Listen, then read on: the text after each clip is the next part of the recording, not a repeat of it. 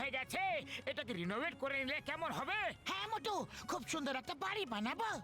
তো ভালো করে আগে খোঁজ খবর তো নিয়ে নেওয়া যাক যে রান্নাঘর কোন দিকে হওয়া উচিত, বাথরুম কোন ডাইরেকশনে, আর বেডরুম কোথায় হওয়া উচিত।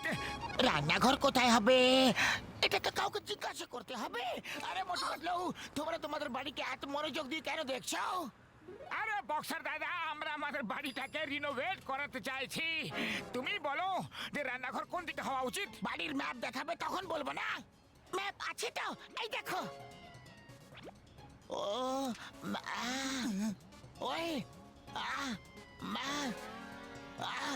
ওই রান্নাঘর এই দিকে হওয়া উচিত। ওকে, আর বাথরুম কোথায় হওয়া উচিত, এখানে না ওখানে? এবার তুমি সুড়ঙ্গের মধ্যে মোটর পজিশন দেখতে পারবে।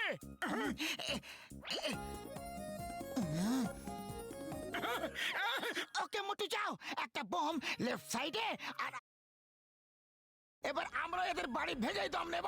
ভেঙে ফেলো।